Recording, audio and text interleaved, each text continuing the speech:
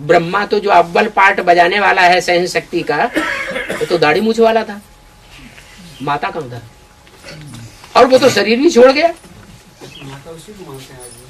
मानते हैं, लेकिन जब है ही नहीं तो स्वर्ग के गेट कैसे खोलेगा? हाँ, वास्तव में ये ब्रह्मा ही तुम बच्चों की जगदम्बा है, परंतु तन पुरुष का है। पुरुष का तन होने के कारण जो भी पुरुष तन वाले हैं सब दुर्योधन दुशासन है। इसलिए स्वर्ग का गेट खोलने लायक नहीं है।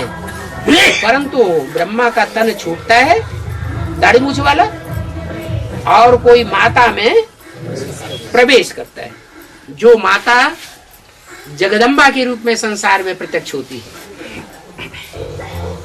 वो ही आदि ब्रह्म है। क्या? जो पुरुषोत्तम बनने वाला है, नारायण बनने वाला है, वो भी किससे सुन करके ब्राह्मण बनता है? वो ब्राह्मण बनता है कि ऐसे ही पुरुषोत्तम देवता बन जाता है? ब्राह्मण बनता है, पहला ब्राह्मण बनता है। तो बिना ब्रह्मा मुख से सुने ब्राह्मण कैसे बन गया? पहले सुनेगा तभी तो ब्राह्मण बनेगा। तो यज्ञ के आदि में भी कोई माता थी जिसके मुख से ब्रह्मा के साक्षात्कारों का रहस्य सुना। बल उस ब्रह्मा के रूप में पार्ट बजाने वाली माता ने उन साक्षात्कारों का रहस्य खुद समझा नहीं, सिर्फ सुनाया। तो सुनाने के कारण वो माता बन गई और वो सुनने वाला ब्राह्मण बन गया। वो ब्रह्मा बन गया और वो ब्रह्मा कुमार प्रजापिता बन गया। पहला ब्राह्मण, सो पहला देवता, सो पहला क्षत्रिय, सो पहला वैश्य, सो पहला शूद्र, सो पहला फिर ब्राह्मण बनते हैं। तो बताया कि ये पक्का समझो कि ब्रह्मा द्वारा ही स्थापना होनी है, ब्रह्मा द्वारा ही स्वर्ग के गेट खुलेंगे। माताओं में मुख्य माता कौन है? जगदम्बा। सो स्थापना कब होती है और किसके द्वारा होती है? ब्रह्मा द्वारा तो जरूर ब्राह्मण ही होंगे ना, क्योंकि ब्रह्मा तो रचयिता नहीं है। ब्रह्मा रचयिता है क्या? है? बाप रचयिता होता है या अम्मा रचयिता होती है? प्रजापिता को रचयिता कहेंगे और ब्रह्मा को क्या कहेंगे? रचना कहेंगे।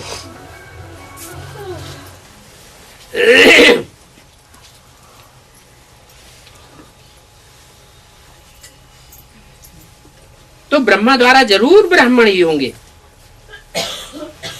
और ये भी पक्का है कि ब्रह्मा तो रचयिता नहीं है। रचयिता फिर कौन है? रचयिता तो एक ही शिव बाबा निराकार है। क्या? जब कहते हैं एक ही है तो पर्सनालिटी में होगा या बिंदी रूप में होगा? पर्सनालिटी चाहिए। शिव बाबा जब नाम दिया तो शिव बिंदी को कहा जाता है और बाबा बाबा साकार को कहा जाता है। निराकार साकार के मेल को बाबा कहा जाता है। तो वो एक ही है। ये 500-700 करोड़ की जो मनुष्य सृष्टि है उसमें सब शिव बाबा नहीं हो सकते, सर्वव्यापी नहीं हो सकता। वो मुकर्रर रथ तो एक ही है, बाकी तो भक्ति मार्ग के अथाह चित्र हैं। उन चित्रों को याद भी नहीं करना चाहिए। चित्र काहे के लिए बनाए जाते हैं? चित्र बनाए ही जाते हैं स्मरण करने के लिए, याद करने के लिए। है? कोई का फोटो खींचा जाता है किस लिए? याद के लिए क्या यादगार बनी रहे। और यहाँ तो बताया है एक को याद करना है, अनेकों को याद नहीं करना है। तो भक्ति मार्ग के तो अथाह चित्र हैं, और हमारी बुद्धि में तो एक चित्र बसना है।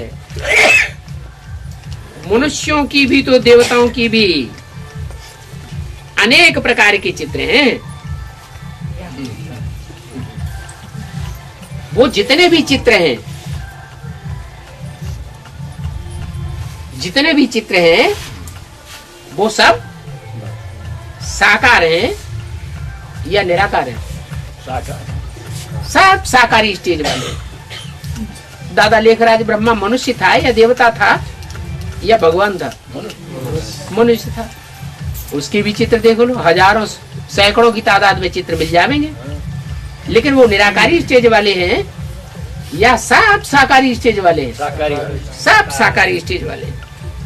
तो निराकार का अर्थ भी कोई नहीं समझते हैं। क्या है वो तथाकथित बी के निराकार का अर्थ समझते हैं? क्या लगाए देते हैं निराकार का? निराकार का मतलब बिंदी।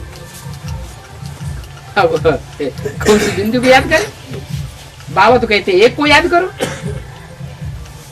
तो ये तो बड़ा भारी भेद पैदा हो जाता है कि कौन सी बिंदी को याद करें। कीड़े मकोड़े की बिंदी को याद कर ले तो चल जाएगा, फिर तो कीड़ा मकोड़ा बनना पड़ेगा। जैसे को याद करेंगे